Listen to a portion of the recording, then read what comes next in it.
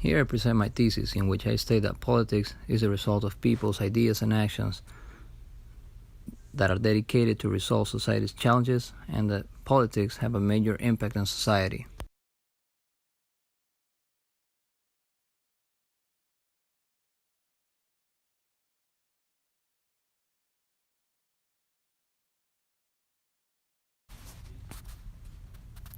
With the concept we have formed of political influence, we can briefly examine the following aspects in which politics influence Texas environmental laws.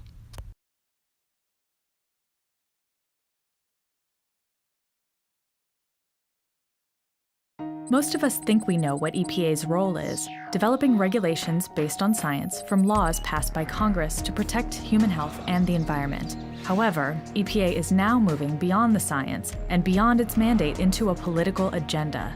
Take, for instance, EPA's proposed ozone standards. Every 5 years, EPA reviews standards on 6 air pollutant levels, including ozone. But after reviewing these standards just 2 years ago, EPA wants to set more stringent ozone standards that are virtually unattainable and scientifically unnecessary, a move that would require massive, expensive changes for businesses. The potential impact? Millions of lost jobs, $1 trillion in new costs per year, and a crippling impact on U.S. productivity. In fact, not even Yellowstone National Park would be in compliance with the proposed new ozone standard. EPA is also pushing new greenhouse gas emission standards under the Clean Air Act. The problem? The act was never meant to address carbon dioxide emissions from stationary sources. Changing laws is Congress's job, not a regulatory agency's. EPA's actions on greenhouse gases could force new unrealistic requirements on more than 6 million U.S. businesses, including industrial facilities, power plants, hospitals, even small mom-and-pop companies. And the permit process alone could overwhelm local offices, potentially slowing business growth and job creation. One U.S. senator called it an economic train wreck. And finally, EPA has approved a new E15 gasoline blend for certain vehicles, but did so prior to the completion of comprehensive safety studies. In fact, those studies won't be completed until late 2011. Until all the testing is finished and given the thumbs up, E15 remains potentially unsafe and harmful for many gasoline-powered engines. The United States needs to protect the environment, but it's time for EPA to stop overreaching its authority. They should leave crafting legislation to our elected officials, and they should not push political agendas instead of realistic science. It ultimately could cost millions of American jobs, increase energy costs, and put U.S. businesses at a competitive disadvantage in the global race for energy.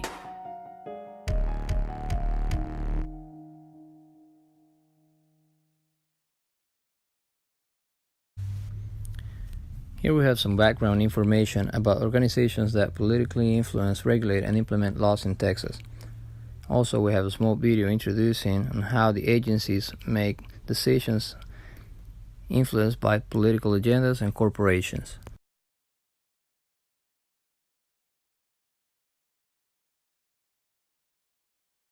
Every day, millions of Texans breathe air that's unhealthy for them. In clouds and smog, in stray molecules and vapors, there's literally poison in the sky. It's enough to make you sick. Texas is #1 in America in the emission of fugitive toxic chemicals into the air. #1 in benzene. #1 in nitrogen oxide and cancer-causing volatile organic compounds. The American Lung Association gave 21 of the 30 largest Texas counties an F for air quality. Most people realize that the air we breathe in Texas is not clean. Our air is much dirtier than air in most other states. We do produce most of the energy for the rest of the country. But does that sentence us to die sooner? To have higher rates of cancer? The Environmental Protection Agency, after years of warnings, says it will no longer approve the so-called flexible permitting rules Texas has used to regulate air quality. The EPA says that the lenient Texas rules violate the Clean Air Act. 49 other states follow those public health rules. Texas alone does not. Governor Rick Perry says Texas is a poster child for air quality and praises the work of the Texas Commission on Environmental Quality, the TCEQ. But one expert called TCEQ, without a doubt, the worst environmental regulatory agency in the United States of America. Clean air progress in Texas is due to federal mandates and actions by citizens and local environmental groups, says Neil Carman of the Sierra Club. Implementation of that law has been opposed and delayed by TCEQ and industry for many years. In fact, the flexible permitting issue is only one of many reasons why TCEQ is failing to protect our air. Agency executives have a history of overruling their own scientists in order to grant questionable permits to polluters. Former TCEQ executives have earned as much as $32 million lobbying for the same industries they once supervised. The difference between the goals of the Clean Air Act and what Texas permits is stark. One EPA study of a refinery near Houston showed that Texas policy could potentially permit twice as much sulfur dioxide to be emitted as federal rules would. These differences have real consequences for health. Millions of people live close to polluting plants or receive emissions on prevailing winds. There's been some very, very good research that shows that when pollution is higher, there's more asthma problems, and when pollution is lower, there's less. Asthma affects 500,000 Texas children, and the rate keeps rising. Other dangers are even more severe. Port Arthur, Texas is home to more than 10 refineries and about 5 or 6 chemical plants. Oftentimes we smell the odor of sulfur and various chemicals that impact our breathing. A lot of our residents in the area have respiratory problems. Some of them have liver and kidney disease. Benzene is one of numerous toxic chemicals routinely released into the air above Texas cities. In one recent year, oil and gas plants emitted over 567,000 pounds of benzene into the sky above Houston. In sufficient concentrations, benzene attacks bone marrow. It damages the liver, lungs, heart, and kidneys. It breaks up DNA strands and causes cancer. When the city of Houston did its own survey, monitors near the ship channel showed levels of benzene that were above health-based risk levels. Many neighborhoods were located nearby. What you breathe in goes deep into your lungs, and what goes deep into your lungs then goes into your bloodstream, so it affects your whole body. TCEQ has turned a deaf ear to the cries of the people in this community. Each year we have tons and tons of illegal emissions dumped into this environment, and yet TCEQ looks the other way. In many cases, TCEQ rules allowed industry to keep secret the details and extent of chemical emissions in order to, quote, protect trade secrets. So in other words, it's okay for an industry to know what it's putting in the air that'll kill you from the air that we breathe, but it's not all right for you to know before you die. And I think that's the predicament that we have in front of us in Texas.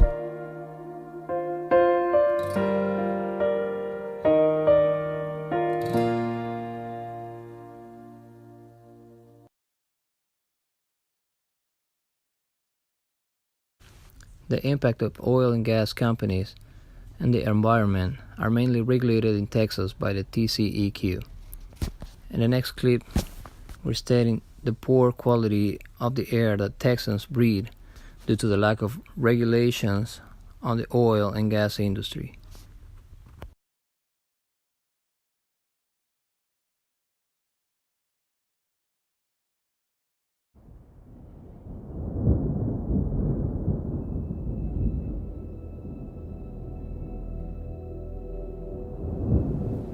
I was making over $10,000 a month. You just don't expect the good times to end. It's just part of living in West Texas.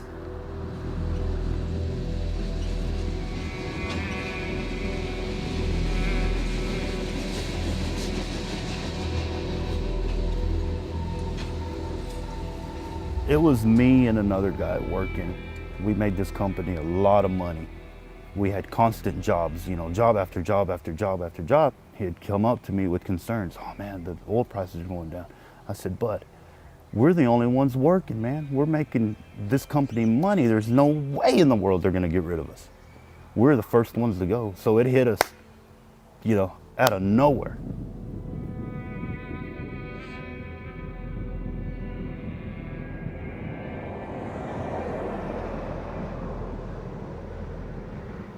I told my fiance, don't worry about it, girl. I'm gonna find another job.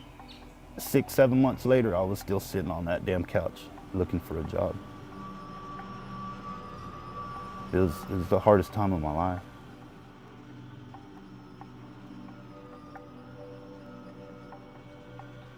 When you've kind of invested your life in it, you're pretty ill prepared to go to another job, to try to find a new career.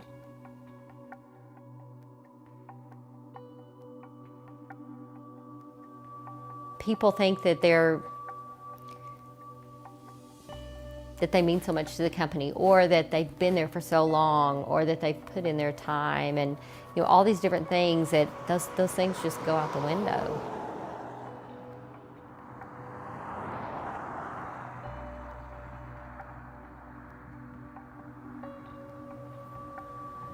I was in it for 17 years before I got laid off. It's like a part of me's missing, not being in the oil field. The hardest thing was realizing that the oil industry turned its back on me.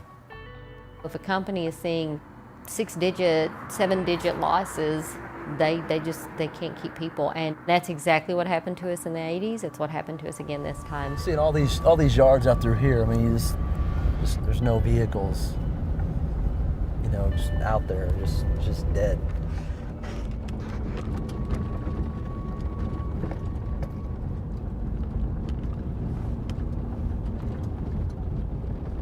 The first of the year, we lost our biggest client, and that was 25% of our sales right off the bat. I got a little nervous. I knew something was coming. Not only do I have, 3 kids and then 1 on the way, and my mom I'm trying to take care of, and my employees. Everybody, feels the heat. And these times, this is when you got to hunker down. Now right here, you'll see all these rigs stacked, hundreds of thousands of dollars a day in fees and jobs for each one of those just sitting out there.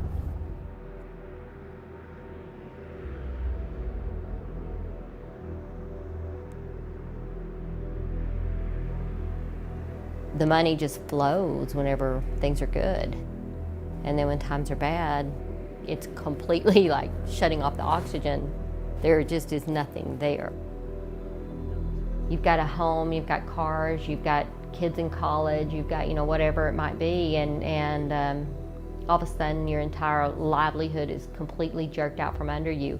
There's definitely no way to emotionally prepare for that. I almost gave up. But then the thoughts of my daughter and my fiance would come and, overthrow them thoughts. I mean, there's no telling where I'd be right now if it wasn't for them. When you see people that are so excited over the low gasoline prices at the pump, you hope that they will kind of understand that there's a human toll. Big oil is made up of so many small people who are working from sunup to sundown, just trying to put food on the table and do the best that they can do. It's not big oil that gets hurt, it's us.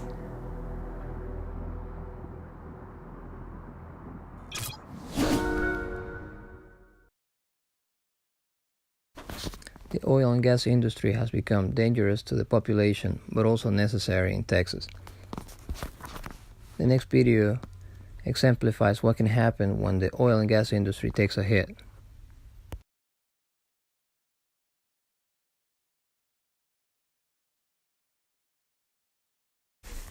Finally, we review a legal case that affected many families in the Corpus Christi area, and then a video reviewing the pros and cons that could bring allowing the construction of an oil plant in a small town in Texas, a town that desperately needs this economy booster. But is it worth the environmental damage? Raven Petroleum has acquired land near Webb in Duval County, but they still need to acquire a permit from TCEQ before construction begins. Yet, people are already talking about the possible effects a refinery of this size could have on the surrounding area. In a town whose glory days may have been in the past, a tempting future is looming. It has sparked a new energy into our community, something that we have been waiting for. It's going to make this whole region very different. than what it is. Hebronville could be the nearest town to the proposed site of an oil refinery. Raven Petroleum bought land in Duval bordering Webb and Jim Hogg, Kansas Railroad traversing nearby. Jim Hogg County Judge Humberto Gonzalez, Duval County Judge Ricardo Carrillo, and constituents are looking forward to how this facility could transform their towns. I anticipate there's going to be a big boom along that area. I'm going to see a town that is prospering, jobs for people. But a facility that plans to refine 50,000 barrels of crude oil a day could also have repercussions on the environment. They were concerned with that when they started selecting the technology that would come in, and it's going to be high tech. Dr. Wilma Subro, an experienced chemist studying refineries and their effects, says TCEQ air permits allow for emissions, but those emissions can contain dangerous levels of chemicals, including things like benzene, which is a known human cancer-causing agent, dioxins and furans, which are carcinogens and teratogens, and ethylbenzene, toluene, xylene, hydrochloric acid, mercury, naphthalene, sulfuric acid, and a whole host of other chemicals. Even though Hebronville is 6 miles away and Bruni 7, Dr. Subra says these emissions can affect public health up to 10 miles away. It'll cause health impacts such as shortness of breath, sinus problems, coughing, bronchitis, irritation of the eyes, sleep disturbance, forgetfulness, memory problems, all the way down to cancer-causing agents such as liver and kidney and lung cancer and, again, leukemias. Dr. Subra, along with the Rio Grande International Study Center, will study the TCEQ permit application to see if the refinery could also affect nearby drinking water sources. All information that will be weighed by those who stand to gain or lose in the not-too-distant future. Our citizen safety is number one, and there's no one who wants to do something that's going to do a permanent damage either to the environment or to our citizens. The refinery could be bringing hundreds of jobs to the area and would significantly affect the tax base for Duval. Tomorrow, we'll explore how all of these counties are preparing for what may come should the refinery be open for business. For KGNS, I'm Valerie Gonzalez.